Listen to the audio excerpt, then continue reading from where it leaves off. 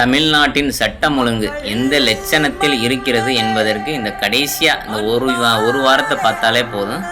ஒரு அடுத்தடுத்து 4-5 பாலியல் கேஸுகள்லாம் வந்துக்கிட்டு இருக்கு. அதில் இந்த நம்ம தூத்துக்குடியில் நடந்ததெல்லாம் கொஞ்சம் கூட மனசாட்சி உள்ள மனிதர்களால் யாருமே ஏற்றுக்கிற முடியாது. ஆனால் அதையும் இந்த திமுக கொத்தடிமைகள் முட்டு கொடுத்து இதில் நாங்கள் என்ன செய்கிறது, நீங்கள் என்ன செய்கிறது, எல்லாத்துக்கும் நீ தான் பொறுப்பு, நீ தான் ஆட்சியாளன், உன் கையில் தான் அனைத்து பவர் இருக்குது, யாரையும் தண்டிக்கக்கூடிய பவர் உன் கையில் தான் இருக்குது. அப்போ உன்னிட்ட தானே கேட்போம், உனக்கு தானே ஓட்டு போட்டு தேர்ந்தெடுத்தோம். அந்த எடப்பாடி இந்த மாதிரி பிரச்சனைகள்லாம் இருக்குது, இதுக்கெல்லாம் ஒரு மாற்றம் வேணும், எங்களை பாதுகாப்பையும் நம்பி தானே உனக்கு ஓட்டு போட்டு உன்னை ஜெயிக்க வச்சோம். அப்போ உன்னிட்ட தானே கேட்போம். எல்லாத்துக்கும் கவர்மெண்ட்டே சொல்கிறீங்க அப்படின்னா அப்புறம் கவர்மெண்ட் என்னத்துக்கு நீ இருக்க, பதவி ராஜினாமா பண்ணிட்டு போ, வேறு யாரையாவது நாங்கள் தேர்ந்தெடுத்துக்கிறோம், வேறு ஒரு நல்ல ஆட்சியாளர்களை நாங்கள் தேர்ந்தெடுத்துக்கிறோம். அதை விட்டு மூக்கால அழுகுறது எதுக்கு எடுத்தாலும் எங்களே சொல்கிறாங்க.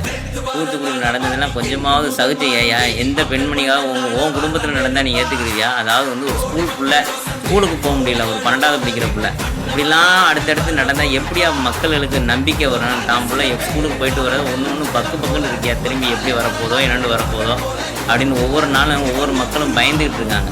இதுக்கெல்லாம் தைரியம் கொடுக்க வேண்டிய இடத்துல நீ அரசாங்கம் நீ தான் இருக்க.